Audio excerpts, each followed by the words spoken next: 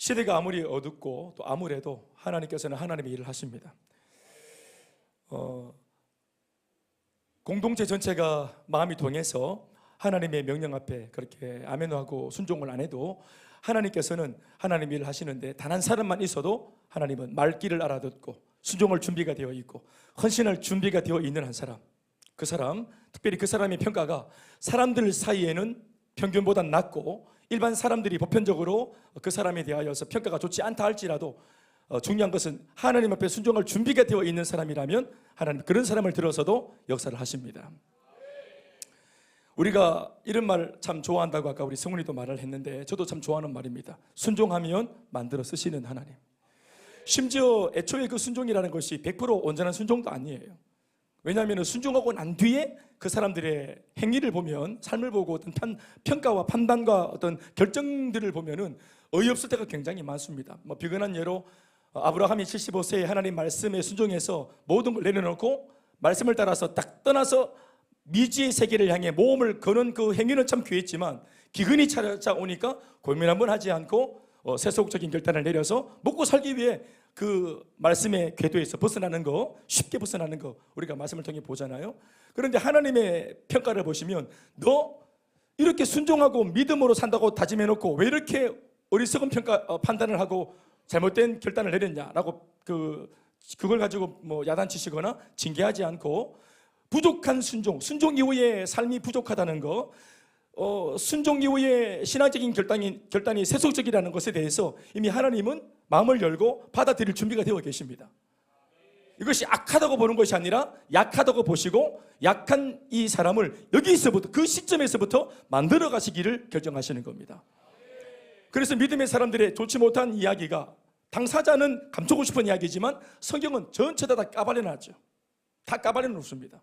자기가 예수 믿고 멋있게 달려가는 그림같이 보이지만 사실은 엎어지고 자빠지고 디테일을 보면은 형편없는 모습을 성경은 다 적어놓죠. 모세도 사고쳤죠. 베드로도 사고쳤죠. 초반에 보면은 모두가 다 사고칩니다. 예수를 믿어도 말이죠. 그런데 순종을 하고 났다면 부족해도 거기서부터 만들어 쓰시는 것입니다. 그러니까 만들 수 있는 하나님이 계시니까 상관없어요. 아멘, 아멘. 우리는 이것을 평가하잖아요. 양육반 받고도 왜 저것밖에 안 되노? 제자학교 받고도 저것밖에 안 되노? 그러니까 제자학교 받고 여러분 천사가 되는 것이 아닙니다. 제자대학 졸업하면 바울이 되는 게 아닙니다. 그러니까 그렇게 순종을 하고 몸부림을 쳐도 부족한 것은 매 한 가지예요. 그러나 중요한 것은 지금 계속해서 이렇게 거듭거듭 반복 지속을 통해 하나님이 그 사람을 만들고 계시는 것입니다. 그래서 어느 한 경점에 딱 가면은 처음의 모습과 비교할 수 없는 모습으로 이렇게 이제 간격을 내면서 부쩍 자라있는 모습을 발견하게 되어지는 것입니다. 특별히 하나님께서 그런 면에서 부족한 사람을 참 찾으시고 좋아하는 것 같아요. 왜냐하면은 그 사람의 능력 자체가 100%라서 죄를 하면은 결국은 주어가 자기가 되거든요. 내가 있다가 되잖아요. 그런데 부족한 사람을 찾고 부족한 사람을 통해서 하나님이 역사하시면 그 사람이 주어가 아니라 하나님께서 드러나시는 겁니다. 아멘, 아멘.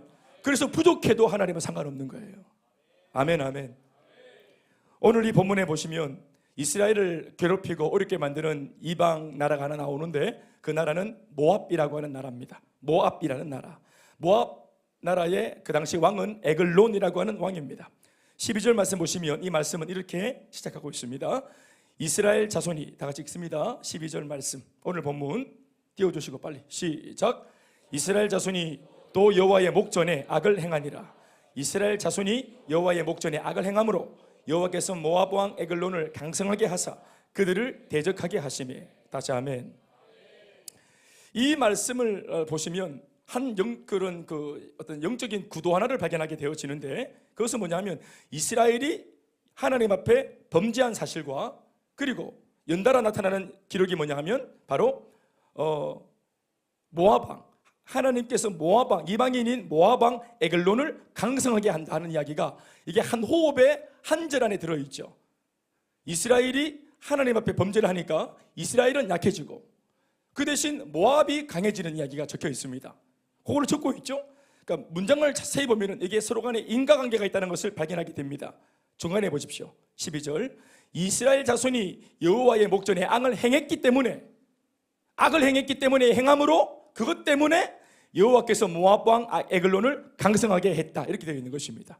그러니까 하나님을 믿는 백성이 하나님 앞에 범죄를 하면 대외적으로는 어떤 일이 일어나냐면은 불신자들이 더 득세하고 강성해집니다.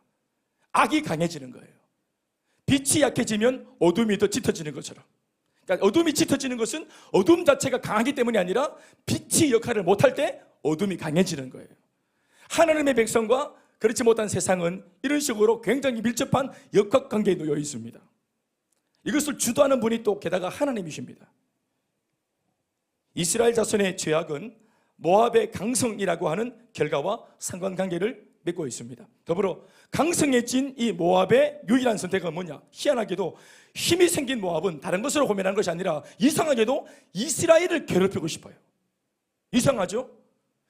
다른 민족은 다 고와 보이는데 희한하게 이스라엘만은 괴롭히고 싶어. 내가 새롭게 생긴 이 힘으로 이 기득권으로 이스라엘을 괴롭히고 싶어. 결과적으로 이스라엘 백성들이 모압에게 공격을 받게 되는 이유는 이스라엘 백성 자신들의 죄악 때문이라는 공식을 우리가 발견하게 되어지는 것입니다.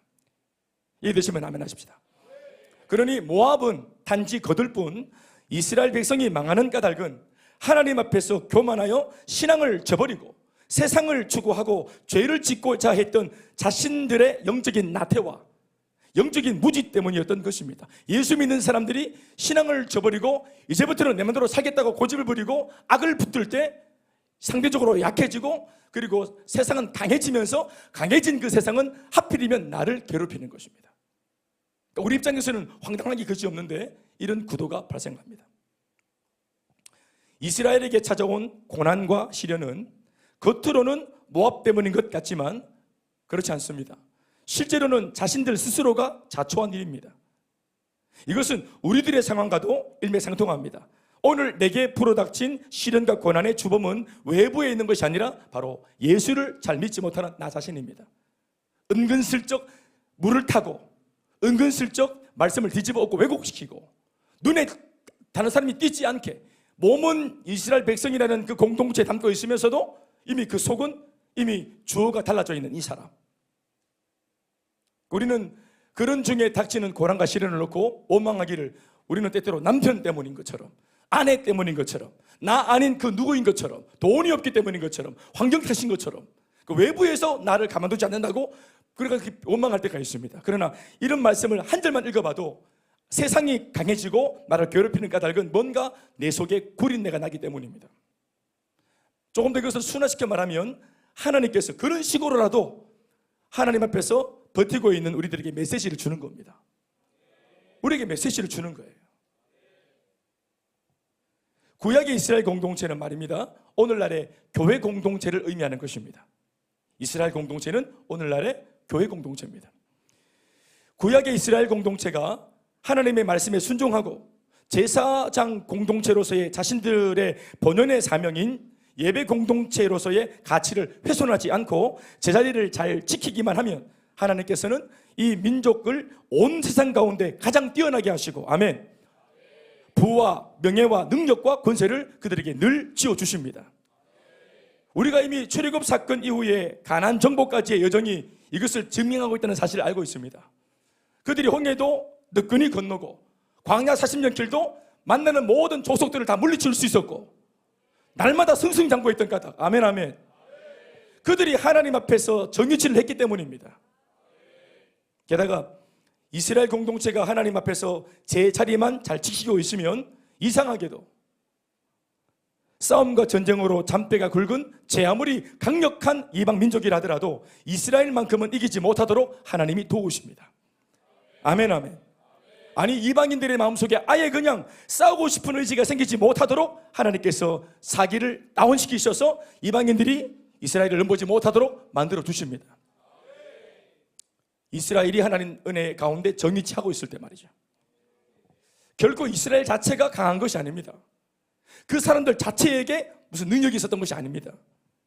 하나님께서 주변국들에게 두려운 마음이 들게 만드시니 그들이 이스라엘을 건들지 못하는 결과가 주어진 것입니다. 선물로 주어진 겁니다. 이스라엘 백성들은 군사력이나 경제력이 부강한 나라가 아니었죠. 싸움에 있어서도 전략이나 전술도 전무합니다. 그들은 태생적으로도 이미 민족 전체가 유목민이지 전문 싸움꾼이 아니에요. 싸움은 젬병입니다. 단지 그들은 신앙과 믿음이 부강한 나라입니다. 하나님을 향한 그 신앙과 믿음 때문에 하나님께서 무상으로 이런 축복들을 쏟아부어 주셨습니다. 그러니 이러한 이스라엘 공동체에서 만약 믿음과 신앙을 빼버리면 다 빠진 겁니다. 그들에게서 하나님을 빼버리면 모든 것을 다 뺀 것입니다. 그러면 진짜 이스라엘은 이 세상에서 가장 불행하고 가장 볼품없는 빈털터리 거지 민족이 되고 마는 겁니다. 그들의 삶에서 신앙이 빠지면. 그들은 사실상 기술도 없고 능력도 없고 삶을 이끌고 나갈 만한 아무런 대안이나 대책이 없습니다. 오직 이스라엘 공동체에 있어 삶의 동력은 오직 하나님이십니다. 그런데 얼마간 하나님 앞에서 복을 받아 감히 엄두조차 낼 수 없었던 가나안 땅을 덥석 차지하고 보니 견물생심이라 갑자기 세속적인 가치가 눈을 어둡게 만들기 시작했던 것입니다. 하나님 때문에 받는 복이라고 처음에는 감사를 하다가도 이 복이 계속 이어지니까 나중에는 나도 한몫했지, 아니 내가 했지 하고 주어가 바뀌는 것입니다. 그도 그럴 것은 이스라엘 백성들이 가나안을 차지하고 정복할 당시 하나님의 준엄한 명령이 뭐였냐 하면 가나안 백성은 철저한 죄인들이기 때문에 아이에서부터 장년에 이르기까지 다소 잔혹한 일이긴 하지만 전부를 몰살하라는 말씀이셨습니다.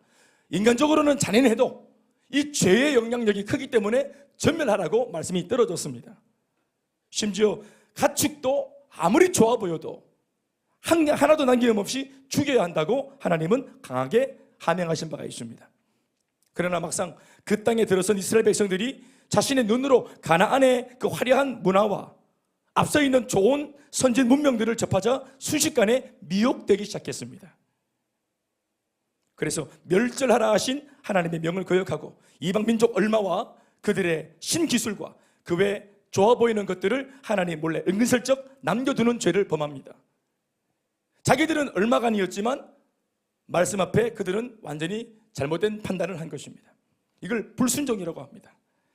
오늘 본문 12절에서 말한 이스라엘 자손이 또 여호와의 목전에 악을 행했다라는 이 불행한 보고서의 내용은 바로 이 남겨놨던 이방인들로부터 전수받은 그들의 삶의 태도에서 어깨너머로 배워버린 노예로 삼았는데, 내가 정복하고 노예로 삼았는데도 그 소수한테 이스라엘 백성들이 정복자임에도 영향을 받았던 거예요.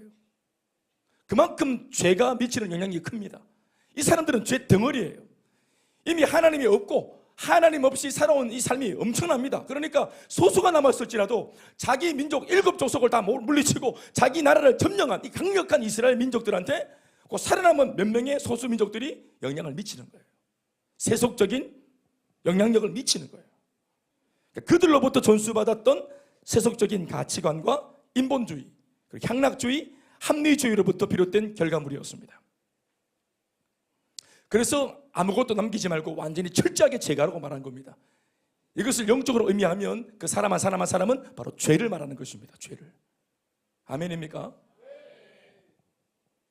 우리 컵에 굉장한 그런 오물은 아니지만, 엄청난 양의 오물은 아니지만, 여러분 좀 미안하지만 배설물 한 덩어리가 떨어졌다, 잡수겠습니까? 한 방울이 떨어져도 잡수겠습니까? 배설물 한 방울이 떨어져도 이건 똥물이죠. 그렇죠? 이 컵 전체에 안 싸도 괜찮습니다. 한 방울만 떨어뜨려도 이미 오염되는 겁니다. 먹지 않습니다. 그러니까 죄라는 것이 그런 전염성과 오염성과 파괴성이 있다는 거예요. 죄라는 것이. 이스라엘은 자신들이 생존시킨 얼마의 그 이방인들을 노예로 삼았죠. 자기가 주인이었으니까 얼마간 노예로 삼아서 부려먹었어. 하나님의 말씀을 무시한 것입니다. 왜냐하면 그들이 왜 그런 짓을 했냐면, 일전에도 설명을 드렸지만 노예가 이뻤습니다. 노예가 멋있었어요. 노예가 총기 있어 보이고 노예가 매력적이었습니다.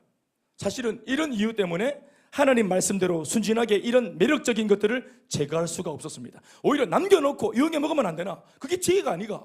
이렇게 접근을 했던 것입니다. 내 생각에는 자기 생각이죠. 그러니까 영적으로 모질게 단호하게 예수를 믿는 걸 보면은 같은 예수를 믿어도 이해가 안 될 때가 있죠. 저렇게까지 예수 믿어야 되나?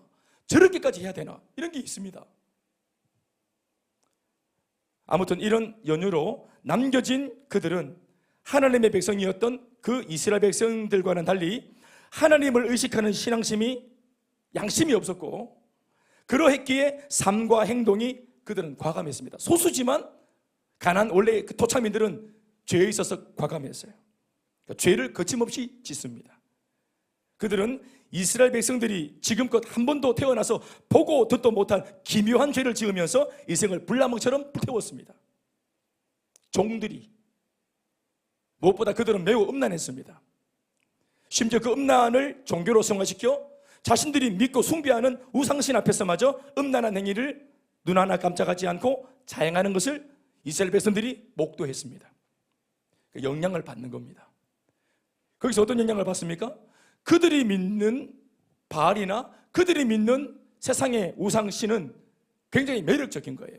이제껏 우리가 믿고 있었던 여호와 신보다, 여호와 하나님보다 훨씬 더 문턱이 낮고, 그리고 재밌고, 그러니까 예배 행위 자체가 음란 행위를 하면서, 그러면서 막 그냥 아주 그냥 징그럽고 더럽게 추악하게 몸이 이끄는 대로 정욕대로 예배를 드리니까 그게 원초적인 막 본능을 자극하니까 이게 좋아 보이는 거예요. 우리는 어떻게 예배합니까? 하고 싶은 육체의 소욕을 다 끊어내잖아. 우리는 막 다 끊어냈어요. 우리는 기도하고 경건을 추구하고 거룩을 추구하고 막 이렇게 하잖아요. 육체의 정욕, 안목의 정욕 이러면서 정욕 이름을 지으면서 막 이걸 막 회개하잖아요. 그런데 그들은 자기 속에 있는 정욕대로 행하는 게 예배였어요. 이해되십니까? 그러니까 이렇게 이때까지 이 말씀 때문에 이것도 안 해야 되고, 이런 규례 때문에 이것도 안 해야 되고, 이런 말씀 때문에 늘 막 뭔가 막 묶여있고 욕구불만에 있던 이 이스라엘 백성들이 볼 때는 이방인들의 예배와 그들의 종교행위가 굉장히 매력적으로 보이는 겁니다. 매력적으로 보이는 거예요. 쉬워 보이고. 그러면서 새로운 종교 생활에 신세계에 눈을 뜨는 겁니다. 이 사람들이. 그 소수 때문에. 아, 신앙생활 이렇게 할 수 있는 거구나. 이때까지 우리가 막 너무 막 그냥 어렵게 신앙생활 하고 막 그냥 눌려있고 막 그냥 양육반 뭐 이렇게 막 갇혀있고 이렇게 막 한번 들어가 입문하면 2년 동안 계속 가야 되고 막 하나님 앞에서 그러면서 우리가 막 하여튼 막 묶여있고 이렇게 막 목사님도 불같은 눈으로 막 보시고 또 막 중간 간부들 풀어가지고 막 감시하고 중간 간부 셀리더들 이런 늘 옴짝달싹 못하게 이렇게 했는데, 야 이렇게 막 제끼고 지 맘대로 예수 믿을 수 있구나 이거. 이번에 코로나 팬데믹이 준 그 영향력이 이런 것입니다. 이렇게 신앙생활을 할 수 있구나 이거. 집에 들어누워가지고 막 그냥 막 TV 돌리듯이 막 돌리고 영상 돌리면서 이렇게 예배할 수 있구나 이거. 그리고 뭐 양심이 있으니까 헌금은 뭐 그냥 또 어디 뭐 ARS 보내듯이 띵 해가지고 막 온라인으로 보내고 이렇게 할 수 있는 거구나 이거. 이런 것들을 본 겁니다. 이게 굉장히 매력적이거든요. 성령 충만했던 사람들한테 이게 더 매력적으로 보입니다. 이유는 뭔지 아시죠? 성령 충만한 사람들은 욕구 불만 상태에 있기 때문에, 육체는. 이해되시죠? 거룩한 사람일수록. 우리 중에 세르드가 아마 제일 욕구 불만 상태일 겁니다.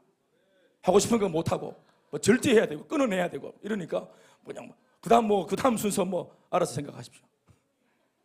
뭐 저 같은 사람은 할렐루야. 이게 뭐 전도사들도 그렇죠. 그러니까 이런 사람들한테 더 이게 자극적인 겁니다. 그러니까 지금 이제 이번 주 3월 첫째 주 이제 우리가 3월 1일 만세 부르고 이제 3월 2일부터 우리 이제 학교 다 들어갔는데, 우리 고3들 요다일 아이들 이때까지 하나님 말씀을 들으면서 얼마나 순수하게 여기서 그냥 주님 바라보고 지구지순 대학 들어가면 나는 20호로 갈 거다 21호로 갈 거다 이러고 꿈을 꿨던 아이들이 대학 캠퍼스에 지 혼자 덜렁 들어가니까 막 멋있는 오빠 애들도 막 거기서 막 나타나고 막 원수 막이다 그리고 막 미팅이다 MT다 뭐라 그러면서 막 그냥 삼삼오 모여가지고 막 댕기고 막 주일날 만나자면서 주일날도 막 약속 막 찾고 막 이러니까 나도 덩달아 니도 올 거지 하니까 나도 모르게 엉엉 했다 이 말이야. 이래가 막 스케줄 지금 다 벌써 한 3주째 스케줄 다 폈지. 이번 또 다음 주는 또 셀가도 못 오지 MT 때문에. 그래가 막 들로 선으로 다 가고 이래가. 이때까지 은혜 받고 막 요다일에 딱 갇혀있던 아이들이 캠퍼스에 딱 들어가는 순간 이게 막 이렇게 제끼면서 막 이 막 마귀가 불나방처럼 막 이걸 막 이 신세계를 처음 보는 아이들이 얼마나 이게 갇혀 있는 교회일수록 이렇게 뭔가 강력한 교회일수록 세상 유혹이 더 강합니다. 박동구 형제 어떤 혼자 저 영양회가 있어 혼자 딱 내 혼자 있잖아. 얼마나 거기는 목사님도 없고 아무도 타치 안 하잖아. 영양에 강력한 그 영양, 거룩한 영향력을 발휘해라. 이스라엘 백성들은 이런 정보를 보고 들으며 이제껏 자신이 믿고 따라왔던 여호와 하나님이 이 사람들의 세속적인 종교관을 보니까 갑자기 새삼스럽게 상대적으로 우리 하나님은 너무 엄격한 신이셨다는 것을 알게 되어지고 우리 신은 너무 까다로운 하나님이라는 사실을 이걸 그것들 때문에 하게 된 겁니다. 몰랐다가 생각을 안 했다가 그전에는 말씀을 들으면 어떻게 하든지 내가 말씀 맞춰야지, 내가 순종을 해야지, 그 말씀이 어미하시고 그 어미하신 말씀 앞에 내가 부족하니까 나를 맞춰야지, 회개를 내가 해야지 했는데 이런 말씀이 어떻게 사람이 지키노 하면서 내한테 맞는 기독교, 내한테 맞는 하나님을 만들어가는 겁니다. 교회도 우리에게 맞는 교회, 우리에게 맞는 메시지, 이런 것들을 우리가 만들어가는 거예요. 그래서 부담 없는 기독교, 재밌는 기독교, 이런 것들을 만들어가는 겁니다. 자기만의 신앙, 하나님을 안 믿는다는 게 아닙니다. 왜곡된 신앙으로 자기가 맞춰서 가는 거예요. 그래서 똑같은 예수 믿는 사람들인데 우리 교회랑 이렇게 접해보면은 저도 마찬가지지만 목사님 그 목회 너무 빡세다.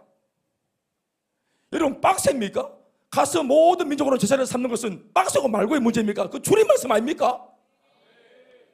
예루살렘, 온주대, 사마리아 땅 끝으로 가는 것은 주님 말씀 아닙니까? 그 제 주장입니까? 새별한 내 주장이가? 아니지. 말씀에 띄어서. 아멘, 아멘. 저는 사실 너무 억울합니다. 주님이 빡세세요. 저는 그걸 전달하는 거고. 하나님도 까다롭고 그분이 요구하시는 말씀과 계명을 지키는 일은 너무 고되고 힘들다는 비교의식이 이스라엘 백성들 사이에 요 사람들 소수 때문에 이런 비교의식이 자리를 잡기 시작합니다. 불편한 마음들이. 시편 73편 3절에서 14절 말씀을 읽어보시겠습니다. 시편 기자가 이미 아삽이라는 사람인데 하나님을 믿으면서 제대로 되는 것은 없고 신앙생활 하는데도 세상 사람들이 더 잘 되는 것처럼 보이는 이 광경을 자기가 세상을 보면서 불편한 마음들을 있는 그대로 다 고발한 얘기, 이거 우리 잘 아는 얘기잖아요. 한번 읽어볼까요? 3절로 14절까지 시작. 이는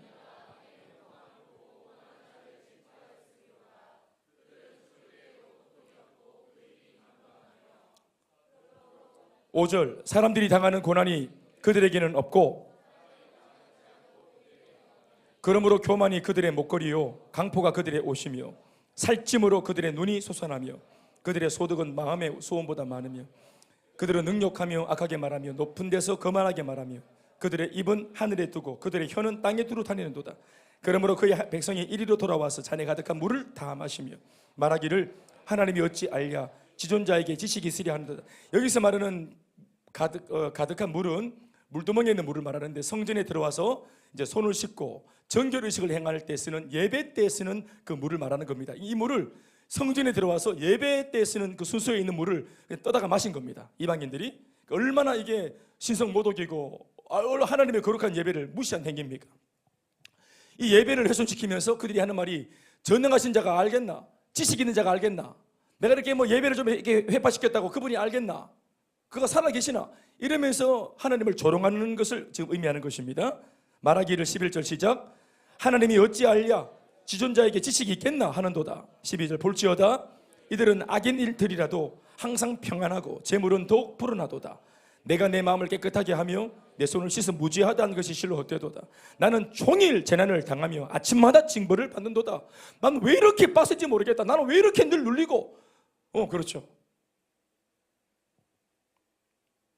행동으로 옮긴 것도 아니고 생각만 좀 악하게 하고 잘못된 생각을 하면은 성령이 내 마음속에 양심의 가책을 그렇게 주고 너는 막 죄를 짓고 살아도 아무렇지도 않은데 나는 조금만 이렇게 막 생각을 잘못해도 양심의 가책이 느껴지고 누굴 미워하면은 막 성령이 내 속에서 막 나의 마음을 막 뒤틀어버리고 셀리 들어서 막 그냥 오늘 좀 쉴까 막 이렇게 제낄까 이런 마음을 하면은 막 하나님께서 막 네가 인간이가 이런 마음을 주시고 새가족들은 잘도 빼먹는데 이런 막 소상함을 막 주고 막 그래서 은혜 받은 게 죄다.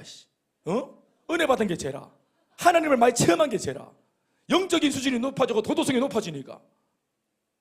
그러니까 이게 고통스럽다는 말을 이게 이제 아삽이 은혜가 떨어지니까 이 불평을 늘어놓는 거예요. 내 괜히 예수 믿었다. 내 괜히 은혜 받았다. 이렇게 하는 겁니다. 그러니까 예수 믿는 게 불편한 거예요. 세상에서 사는데 은혜 받고 예수 믿고 사명대로 사명을 받는 바람에 세상 사는 게 이게 버겁고 힘든 거예요. 하나님의 전적인 은혜 하나로 여기까지 오게 되었죠. 이스라엘 백성들이. 믿습니까? 홍해를 건너고 광야를 건너고 그들이 지금 여기까지, 비록 지금 이 자리에서 불평하고 있지만 가나안 땅도 정복할 정도로 정말 말로 못하는 엄청난 대서사를 쓰면서 은혜를 경험하고 달려온 백성들 아닙니까? 아멘, 아멘. 하나님의 은혜 때문에 내가 지금 너무 부대껴하는 그 하나님이 나를 여기 있게 했어요. 내가 지금 너무 순종하기 버거운 그 말씀을 주시는, 그 말씀하시는 하나님이 오늘 나를 애굽에서 건지시고 종살이를 그만두게 하시고 자유와 해방의 은혜를 입게 하셨어요. 사망의 모든 저주를 끊으셨어요. 그렇게 감격적이고 고마우신 하나님이 지금 갑자기 왜, 하나님은 똑같은 주님이신데 홍해의 하나님이시고 출애굽의 하나님이시고 광야의 하나님이시고 가나안 땅 정복의 하나님이시고 그 좋으신 주님이 갑자기 왜 오늘 불편합니까? 처음 우리가 교회 와서 받았던 그 하나님의 은혜, 또 비전과 사명으로 달려가는 이 교회가 좋아 보이던 그 은혜, 그래서 여기가 참 천국이군 하고 그 은혜를 받았던 교회가 왜, 교회는 가만히 있는데 왜 갑자기 교회가 불편합니까? 처음에는 그렇게 좋았던 셀가족 모임이, 가만히 있는 셀가족 모임은 그냥 그 모임이 있는데 왜 셀가족 모임이 갑자기 이렇게 나를 귀찮게 한다고 여겨집니까?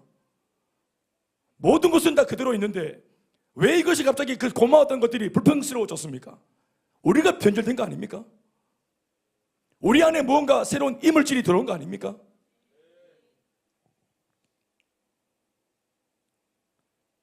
이전에는 우리의 마음을 황홀하게 만들고 내 가슴을 뛰게 만들려고 했던 그 비전과 사명이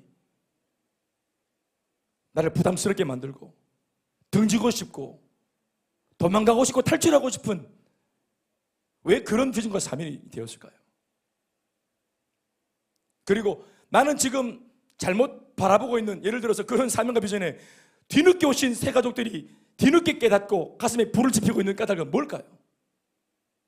사랑하는 여러분, 우리가 문제 아닙니까? 이스라엘 백성들은 착각하고 있습니다. 이걸 알아야 됩니다. 그들은 하나님의 전적인 은혜 하나로 여기까지 오게 되었고, 아멘.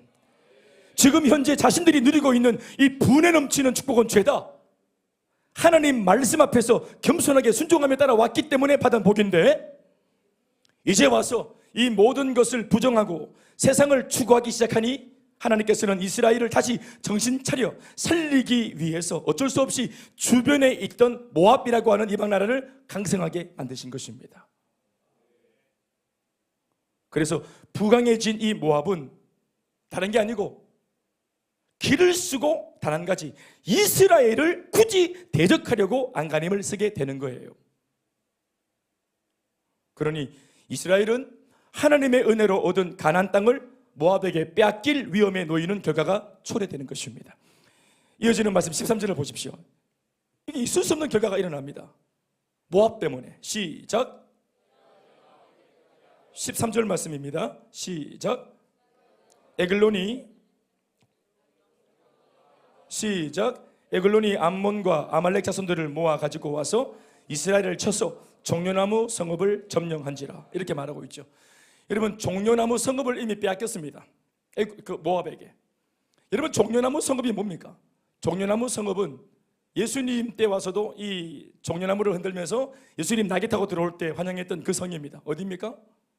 여리고입니다. 여리고. 종려나무 성은 여리고입니다. 다 자매하십시다. 여리고. 여러분, 여리고를 그들이 어떻게 점령했습니까? 여리고를. 그들이 어떻게 여리고를 정확했습니까?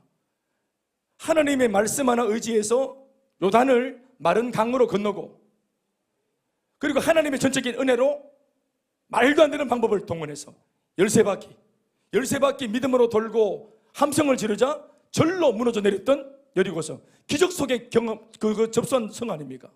아멘, 아멘. 그러니까 여리고성, 그러면 이 성과 관계되어진 이스라엘 백성들은 할 말이 많아요. 모두가 다 여리고성과 관련해서 간증이 다 있어요. 여리고성, 그러면 여리고성과 관계되어진 간증을 다 가지고 있어. 그러니까 종려나무 성읍, 이 여리고성에 대한 것은 뭐냐면 하나님이 주어가 되셔서 우리 가운데 베풀어 주신 놀라운 은혜의 간증입니다. 그런데 이 간증을 출애굽할 당시 초강대국이었던 애굽도 무찔렀던 이스라엘 백성들, 광야에서 말도 안 되는 강력한 깡패 같은 이방 민족들을 하나도 손상되지 않고 하나님 전적인 은혜로 돌파했던 이스라엘 민족들, 이렇게 하나님 은혜로 모든 것을 이기고 승리자가 되어서 계속해서 점령하고 장악하며 승승장구해서 왔던 그들이 이렇게 작은 소수민족 모압 때문에 이 간증을 다 지금 빼앗길 위기에 있습니다. 여러분, 종려나무 가지, 그러니까 성읍 여리고 성을 빼앗겼다는 말은 뭐냐 하면 간증을 빼앗겼다는 말입니다. 하나님과 함께 써왔던 그 성읍만 떠올리면은, 여리고성이라는 이름만 떠올려도 눈물이 쏟아지는 하나님의 은혜가 떠오르는 이야기거리, 하나님과 함께 달려왔던 스토리. 아멘, 아멘. 그 스토리를 한 번의 불순종으로 잃어버리는 거예요. 여리고성을 빼앗기면 간증을 잃어버리는 겁니다. 지금껏 주님 때문에 달려왔던 아름다운 간증을 빼앗기고 스토리를 빼앗기는 겁니다. 여러분, 이건 정말 큰 겁니다. 큰 것입니다.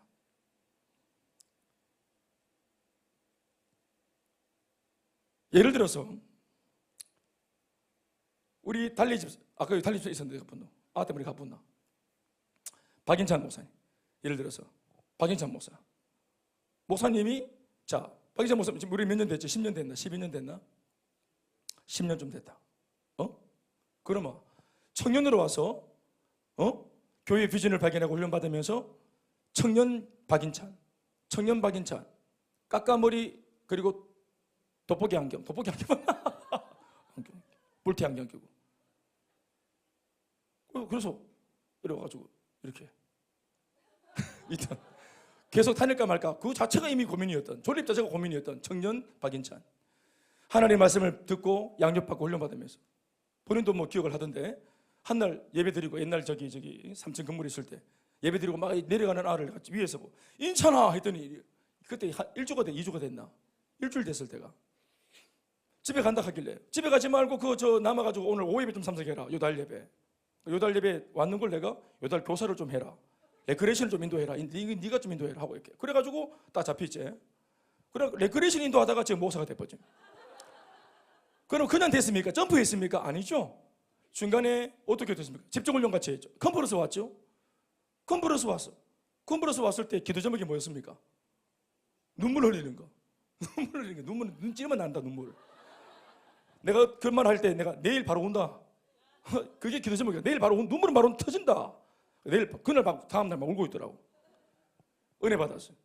그래서 내가 범상청견을 받길래 얘기를 했어요. 집중훈련 한번 해보자고. 집중훈련 했지. 1년 동안 훈련받아. 그 은혜 받는데 자기가 은혜를 잘 받고 있더래요. 나중에 은혜 받다가 집중훈련해서 목사로 부름을 받았어. 맞지? 그래서 시험을 쳤어. 신대원 합격을 했어요. 합격을 해놓고 총장한테 말하고 1기 단기 선교로 나갔습니다. 그 단기 청년 박인찬, 집중훈련 박인찬, 신대원 합격 박인찬, 그리고 단기 선교 박인찬 선교사, 그리고 돌아와서 귀국해서 박인찬 간사, 그렇죠? 그리고 박인찬 전도사, 박인찬 강도사, 박인찬 모사가 됐죠. 이 과정 속에서 하나님께서 은혜 주셨어요. 하나님이 주어가 되셔서 자기 인생의 계획이 없었던 이야기들입니다. 하나님께서 여기에서, 이 필드에서 불러주신 하나님의 이야기고, 하나님께서 엮어주신 스토리입니다. 그런데 이게 바로 뭐냐면 내가 하나님과 함께 경험했던 여리고성입니다.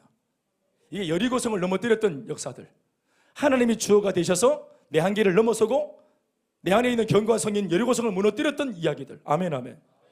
그리고 결혼해서 아이를 이제 낳고 둘을 낳고 둘이 아빠가 되고, 자, 이런 이야기들이죠. 근데 이것이 보십시오. 이 모든 것이 어디서 일어난 일입니까? 여기 이곳 본인의 교회에서 일어난 이야기입니다. 근데 만약 본인이 이 교회를 떠났다. 예를 드는 겁니다. 안 좋은 상황으로 막 학을 뗀다 하면서 떠났다, 교회를. 자, 그러면 교회 학을 뗀다 하고 떠났을 때 이 스토리가 교회와 함께 했던 지난 10년, 자기 인생에 다시는 돌아오지 않을 10년, 그리고 그 10년은 이전의 10년하고 다르게 굉장히 강력한 변화들이 굉장히 많이 일어난 10년입니다. 타이틀만 해도 무수히 많이 바뀌었죠. 하나님이 다 불러주신 이름들입니다. 예. 간사, 전도사, 이게 다 하나님 불러주신 이름이에요. 그 하나하나가 바뀔 때마다 하나님께서 은혜를 주셨습니다. 그렇죠? 다 간증입니다. 그런데 학을 뗐다고 돌아섰다. 그러면 이게 물리적으로 교회를 옮긴 겁니까? 여기에 뭐가 작용하는 겁니까? 교회 안에서 내가 받았던 은혜와 간증들이 어떻게 되는 겁니까? 다 사라지는 겁니다. 왜냐하면은 그 교회에서 내가 몸을 담았기 때문에 받았던 간증이기 때문이죠. 그 교회가 하는 양육에서 내가 일어난 변화이기 때문이죠. 그 교회에서 담임 목사를 통해 임명받은 직분들이었기 때문이 그렇죠. 그러니까 교회를 딱 등지면 모든 간증이 끝나버립니다. 여리고성을 빼앗긴다는 것이 그것입니다. 사탄은 그래서 이 스토리를 빼앗는 겁니다. 스토리를 빼앗기면 간증이 빼앗기는 거죠. 간증이 없는 신앙은 죽은 신앙입니다. 돌아갈 곳이 없습니다. 힘들고 어려울 때 내가 어떤 은혜를 경험하고 했던가를 떠올려야지. 지금은 힘들어도 이제껏 내가 걸어왔던 에베네셀의 하나님, 여기까지 하나님, 이 하나님의 흔적을 내가 기억해야, 과거의 능력을 경험해야 오늘 다시 내가 안정될 수 있고 미래를, 과거에 잇대어서 미래를 내가 기대할 수가 있는 거예요. 이렇게 하셨던 하나님이 이렇게 하실 것이라고. 아멘입니까? 다윗이 골리앗을 잡을 때 뭐라고 말합니까? 그게 신앙 고백이 뭡니까? 내가 우리 아버지하고 있을 때 사자와 곰과 맹수를 잡았은 즉 지금 골리앗 너도 내가 잡겠다. 과거에 자기가 이겼던 경험을 가지고 지금에 적용하면서 지금 현재 문제를 돌파하잖아요. 아멘 하십시오. 어제의 모든 것들이 다 지나가도, 다 망각해도 하나님께서 나에게 베풀어 주신 은혜를 잊는 것이 아닙니다. 그게 여리고성입니다. 그런데 이제까지 나한테 은혜 베풀어 주셨던 그 하나님을 오늘 갑자기 내가 자기 마음이 이상해져서 왜 하나님을 막 곡해하고 왜곡하고 귀찮아하고, 나한테 사랑을 주시고 여기까지 인도하신 하나님 감사가 나오고 찬양이 나올 때는 언젠데 지금 갑자기 그 하나님의 은혜와 비전과 말씀과 인도하심이 부담스러워졌어. 왜냐하면 내 마음속에 이제 시커먼 마음이 들어왔거든. 순종하고 싶지 않은 마음이 들어오니까 순종하라는 말씀이 귀찮을 수밖에. 내 마음대로 살고 싶은 야망이 생겼기 때문에 말씀대로 살아라는 주님의 명령이 귀찮을 수밖에. 그러다가 뭐를 잃습니까? 그러다가 지난날 간증을 다 빼앗기는 것입니다. 스토리를 다 뺏기는 것입니다. 이게 굉장히 위험해요. 간증이 없는 신앙은 껍데기인 채로 신앙생활을 할 수 있겠지만 그게 생명력이 없습니다. 동력이 없다고요. 사랑하는 여러분, 이 여리고를 지키십시오. 이 여리고를 지키셔야 됩니다. 그래서 종려나무 성읍을 하필 그 많은 땅 중에 이 하나님의 강력한 역사가 있었던 모두의 간증의 상징이었던 여리고가 빼앗기는 것입니다. 하나님께서 이걸 뺏기도록 줘버린 거예요. 그래서 결과가 어떻습니까? 18년 동안 이 여리고를 빼앗기면서, 간증을 빼앗기면서 무려 20년 가까운 세월 동안 모압 왕 에글론에게 그들이 종살이합니다. 14절 말씀. 이에 이스라엘 자손이 모압 왕 에글론을 18해 동안 섬기니라. 그렇죠. 여러분, 모압을 섬기려고 애굽을 출애굽했습니까? 애굽에서 종노릇 해봤잖아요. 거기서 400년 넘게 종살이 했잖아요. 노예 생활했잖아요. 그게 응기가 나고 그게 싫고 하나님 그걸 불쌍히 여기셔서 그들을 자유인으로 건져내기 위해서 하나님 기적을 베푸시고 그들을 건져낸 거 아닙니까? 근데 애굽의 노예였던 그들을 건져내었는데 그들이 다시 어디로 기어들어갔어요? 모압 따위의 노예로 기어들어갑니다. 하나님 앞에 순종하기를 싫어하니까, 하나님을 섬기기를 싫어하니까 세상의 밥이 되게 만들어버린 거예요. 하나님을 섬기지 않고 아무것도 나는 섬기지 않겠다 하고 나는 자유인이다. 여러분, 하나님을 잘 섬기고 은혜 속에 거하는 것이 자유인입니다. 좋은 주인 밑에 사랑에 구속받는 것, 하나님의 보호와 통치의 말씀에 구속받는 것, 구속받는 것이 자유입니다. 내 멋대로 하는 것이 자유가 아니라 내 인생 참 주인에게 붙들리는 것이 자유입니다. 아멘입니까? 그게 자유예요. 길 잃은 강아지, 병든 강아지 우리가 손봐가지고 좋게 만들어 놓고 다시 유기견으로 세상에 내놓으면, 자유의 몸으로 잘 살아라고 개를 내놓으면 이 개가 또다시 방황하지 않습니까? 자기를 잘 책임지고 도와줄 수 있는 진짜 참 좋은 주인을 만나는 것, 주인의 사랑에 그가 구속되는 것이 이 강아지에게 자유입니다. 이걸 잊지 마셔야 됩니다. 하나님께 매이는 것이 싫어서 돌아서면 우리는 바로 세상의 종이 됩니다. 바로 세상의 종이 된다. 이거 누가 구원할 겁니까? 이거 어떻게 해결할 겁니까? 이런 노예 생활과 부참한 생활이 또 한 20년 반복되었다. 20년 되었다. 이건 뭐냐면은 오래되었다. 고질병이다. 그러니까 그들이 저항력이 사라졌죠. 왜? 간증이 사라졌기 때문에 영적인 생명력이 없으니까 저항을 못하는 거예요. 그러니까 18년 동안 종살이 한 것과 또 뭐가 이게 연관이 있어요. 뭐 때문에 이렇게 돼버렸어요? 여리고성을 빼앗긴 것과 18년 종살이하는 것이 연결되어 있는 겁니다. 제가 말씀드렸죠? 간증을 빼앗긴 신앙은 생명력이 없습니다. 그래서 마귀가 딱 잡을 때 돌파할 수 있는 저항력이 없습니다. 뭔 말인지 알겠습니까? 간증이 살아있어야 된다. 그래서 끊임없이 우리 교회가 간증이 많은 겁니다. 간증이 계속 일어나야 됩니다. 계속 일어나야 된다. 간증을 하고 그 간증을 한 다음 날부터는 새로운 간증을 쓰고, 그래야 생명력이 있고, 그 생명력이 있어야 내일 다시 찾아오는 이런 문제 앞에서 우리가 이 생명력으로 돌파할 힘을 발휘할 수가 있는 것입니다. 말씀은 이어집니다. 이제 문제 만난 이스라엘, 20년 동안 고질병에 있는 이 문제 만난 영적인 암흑 속에 있는 이 이스라엘을 건져내는 방식들이 나옵니다. 거기에 동원되어진 히어로가 누구냐면은 바로 오늘 본문의 주인공인 왼손잡이라는 독특한 별명을 가지고 있는 에훗이라는 사사입니다. 이어지는 말씀을 보는 것은 그렇게 어려운 것이 아닙니다.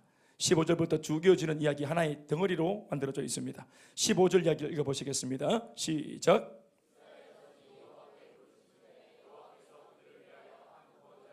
그가 누굽니까? 그는 곧 베냐민 사람 게라의 아들 왼손잡이 에훗이라. 이스라엘 자손이 그를 통하여 모압 왕 에글론에게 공물을 바칠 때, 이런 겁니다. 여러분, 다른 것이 아니라 이야기는 제가 이제 스토리텔링으로 풀어서 정리하겠습니다. 저를 보십시오. 모두가 다 거품이라는 것이 이제 드러난 겁니다. 한 18년 정도 종살이를 하고 저항력이 없다. 결론이 딱 나왔습니다. 그러면 이렇게 오랜 동안 저항력을 못 가지고 있다면 이 민족 안에서는 소망이 없는 겁니다. 그런데 그 중에서 진짜 이런 문제가 안 찾아왔어도 원래부터 소망이 없어 보였던 사람이 하나 있었어요.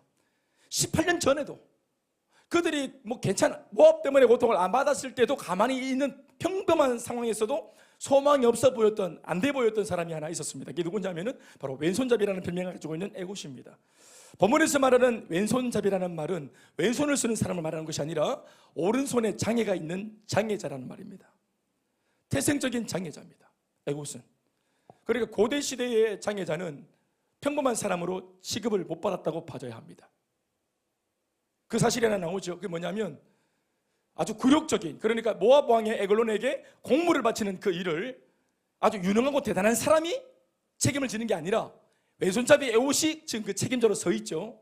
여러분, 남의 나라에 공물 바치는 것이 이게 떳떳하고 좋은 일입니까? 자랑스러운 일입니까? 그렇기 때문에 이런 일 누가 하려고 하겠습니까? 가급적이면 안 하려고 하겠죠. 그래서 이거 하기 싫은 일을 강제로 누군가에게 짊어지워서 이 일을 시킨 겁니다. 그게 누구냐면 바로 에훗입니다. 근데 당대 우리 이스라엘 백성들 사이에서도 이 에훗이 왜 그런 일을 도맡아야 되냐면은 장애를 가진 치이는 인물이었기 때문에 그렇습니다. 정상적인 수준에서 치이는 인물이에요. 쟤는 무슨 죄가 많아서 태어날 때부터 저렇게 험하게 태어났나 하고 그렇게 취급을 받은 겁니다. 어릴 때부터 하나님께 저주를 받아 그렇게 태어났다고 보는 겁니다. 알겠지만 고대 시대의 관념은 이런 병자를 바라보는 개념이 불쌍하게 바라보는 것이 아니고 약자로 보는 것이 아니라 죄인으로 바라봅니다. 그래서 긍휼을 입지 못해요. 약자가 되면은. 이해되십니까? 그래서 그가 장애를 가진 것이 그 부모의 죄든지 지 죄든지 죄 때문에 저런 꼴을 당했다, 하나님께 저주받았다 하기 때문에 그런 긍휼을 입지 못했겠죠. 그래서 일반적인 사람들한테도 돌리는 사람입니다. 그래서 별로 좋지 못한 공물 바치는 일에 그가 앞장섰던 겁니다. 앞장서게 돼버린 거죠. 이 왼손잡이 에훗, 장애가 있는 사람입니다. 그런데 하나님께서 이 왼손잡이 오른손에 장애가 있는 이 에훗을 이 시대의 등불로 불러다가 쓰시는 장면을 우리는 오늘 읽은 것입니다. 말씀은 이렇습니다. 에훗이 공부를 가지고 18년을 갖다 바치니까 한 번, 두 번도 아니고 매년마다 뭐 한 해 한 번만 해도 18번을 공부를 갖다 바치는 일을 했기 때문에 자기 마을에서 이 모압이 있는 왕이, 에글론이 있는 왕이 있는 그 왕자까지 오며 가며 할 때 이 모압의 빈틈이나 또 모압의 어떤 그런 이런 어떤 뭐 약한 것들, 또 지름길, 또 부족한 거, 이런 여러 가지를 이미 이 사람이 에봇이 다 깨고 있는 겁니다. 자기가 일을 하는 바람에, 도맡아 하는 바람에 반복된 일을 통해서 정보가 생긴 겁니다. 그리고 또 하나 감사한 것은 이 사람이 장이기 때문에 자기 민족한테도 인정받지 못했지만 모압 사람들한테도 인정을 받지 못합니다. 그래서 이 사람에 대한 경계가 느슨합니다. 왜요? 장애자가 뭘 하겠습니까? 그래서 경계가 느슨한 겁니다. 하나님께서 이런 에봇을 뒤늦게 사사로 불러 세우신 것입니다. 그의 약점을. 아멘, 아멘. 그 약함을 하나님께서 쓰시고자 하시는 겁니다. 또 하나님께서 이 에봇에게 본문은 안 나왔지만 기도할 마음을 주셨는지 이게 영적으로 내가 하나님께 쓰임받을 수 있겠다라는 어떤 그런 자신감을 가지고 하나님의 도구로 쓰이고자 소망을 가지고 호시탐탐 문제를 이제 뒤집어 풀려고 이제 틈을 찾습니다. 이 에봇이. 그래서 그 틈이 보였던 것입니다. 그래서 자기의 오른쪽 허벅지에다가 규빗이라 그러면 손목에서부터 팔꿈치까지 거리를 말하는데 요까지 한 규빗 되는 단도, 단도라 하죠. 단도를 허벅지에 숨깁니다.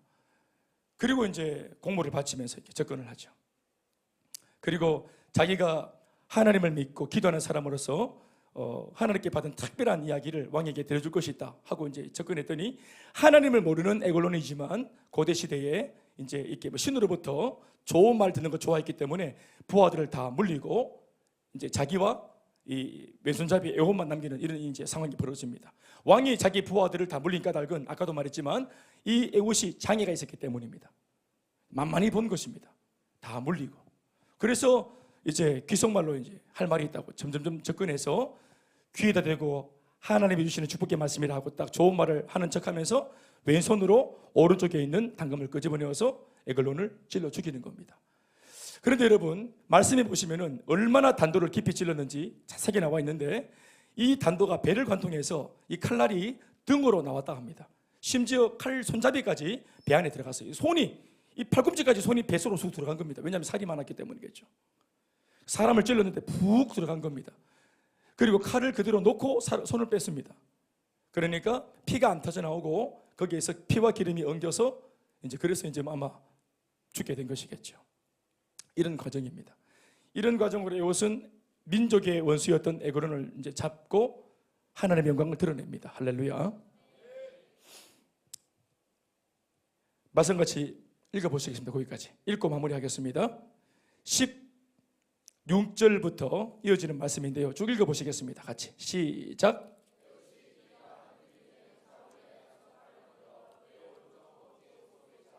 곡물을 모압 왕 에글론에게 바쳤는데 에글론은 매우 비둔한 자였더라. 에봇이 곡물 바치기를 마친 후에 곡물을 메고 온 자들을 보내고 자기는 길갈 근처 돌 뜨는 곳에서부터 돌아와서 이르되 왕이여 내가 은밀한 일을 왕에게 아뢰려 하나이다 하니 왕이 명령하여 조용히 하라 하며 모셔 선 자들이 다 물러간지라. 에봇이 그에게로 들어가니 왕은 서늘한 다락방에 홀로 앉아 있는 중이라. 에봇이 이르되 내가 하나님의 명령을 받들어 왕에게 아뢰를 일이 있나이다 하며 왕이 그의 좌석에서 일어나니 에봇이 왼손을 뻗쳐 그의 오른쪽 허벅지 위에서 칼을 빼어 왕의 몸을 찌르매 22절 시작.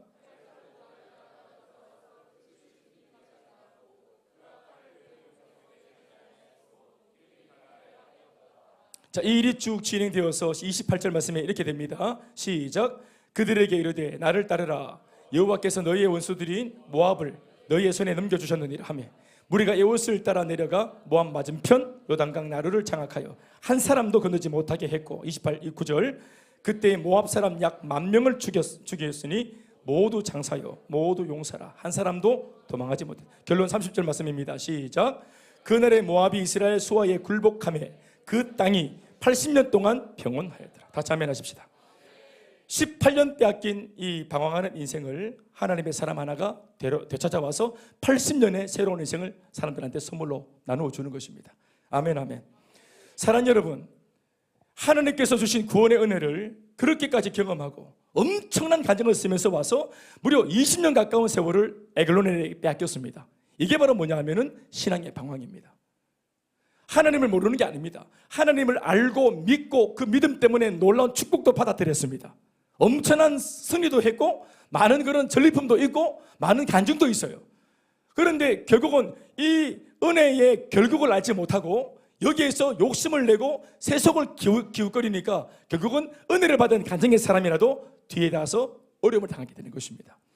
그래서 소중한 한 번밖에 없는 소중한 인생 20년 가까운 세월을 에글론에 있는 모압에 있는 에글론을 섬기다가 인생을 다 버립니다. 그러니까 18년 섬겼다 이 말은 뭐냐면 단순히 모압을 섬겼던 세월이 18년이 아니라 그들이 예수를 믿으면서도 빼앗긴 인생입니다. 빼앗긴 인생이에요.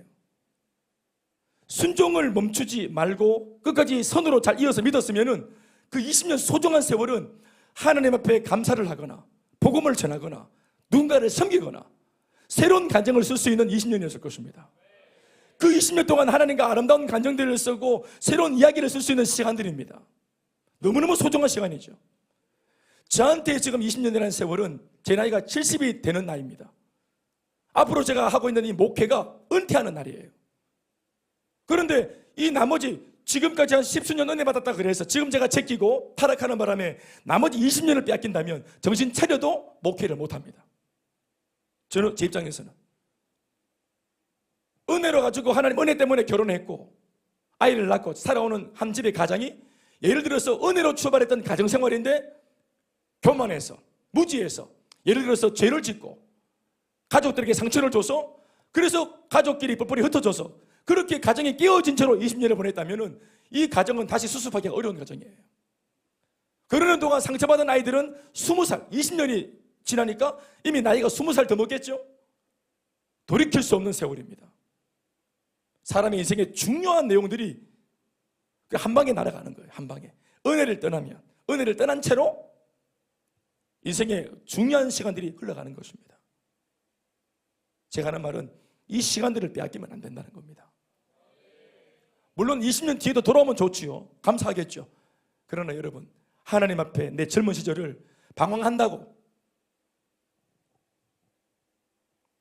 가치롭지 않은 곳에 빼앗겨서 산다고 하나님께 징계받아서 고생한다고 소중한 내 인생의 이 가장 화려하고 에너지가 넘치는 세월을 하나님 앞에 드릴 수 있는 이 세월들을 그냥 자기 인생 하나 건사하는데 다 보내고 마는 것입니다.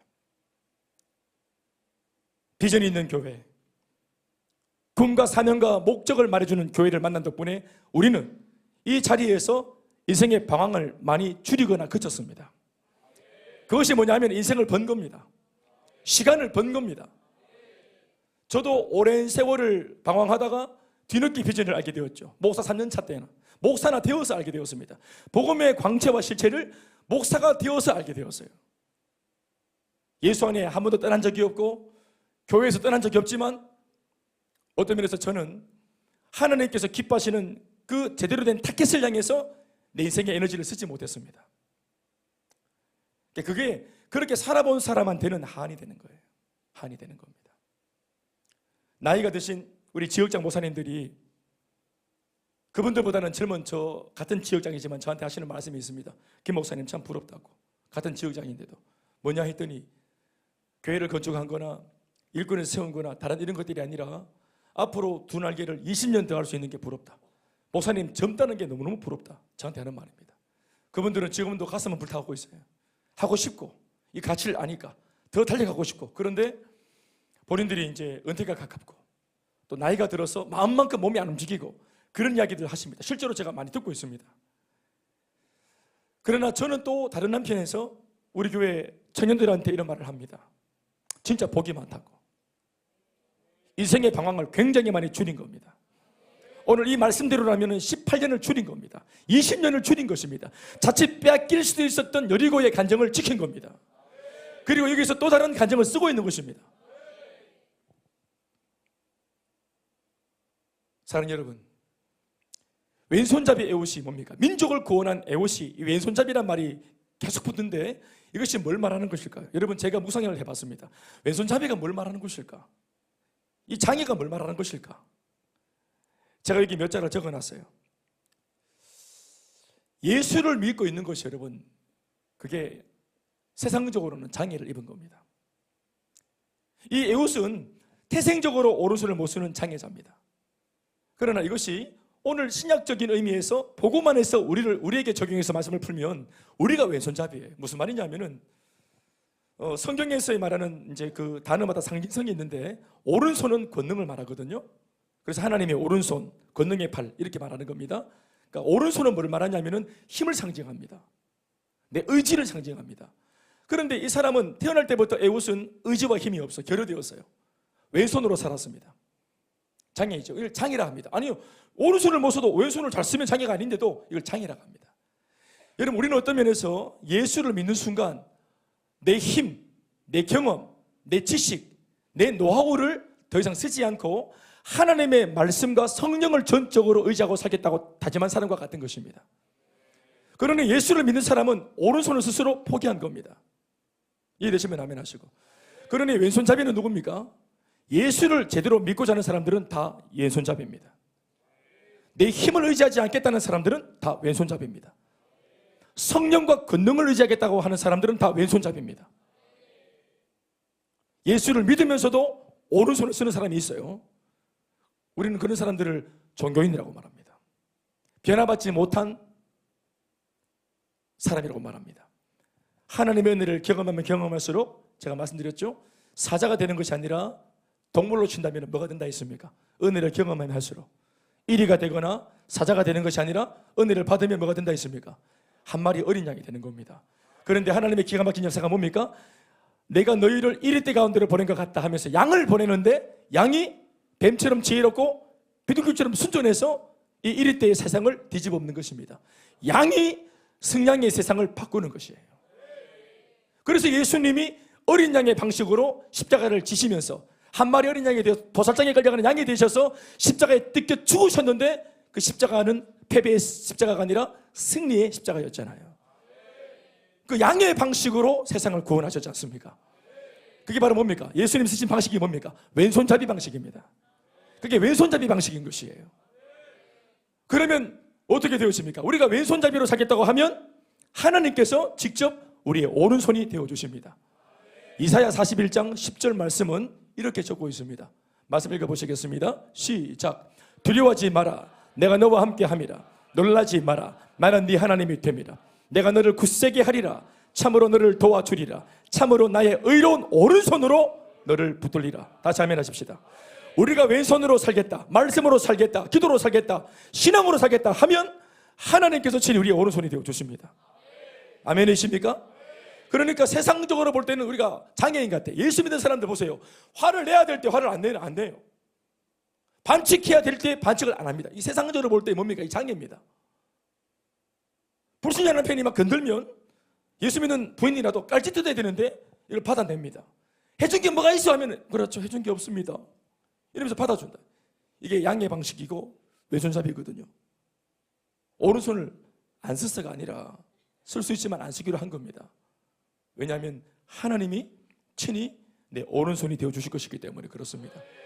그러니 이 왼손잡이, 하나님의 말씀대로 사람들은 몰라주고 무시하지만 그래도 하나님 앞에 끊임없이 왼손으로, 장애인이니까 어릴 때부터 욕먹지만 하나님이 나의 구원자시고 나의 등불이시고 그렇게 신앙으로 달려왔던 누구도 알아주지 않는 장애자 왼손잡이의 옷을 하나님 쓰신 것처럼 그 나라의 그 민족의 등불로 말입니다.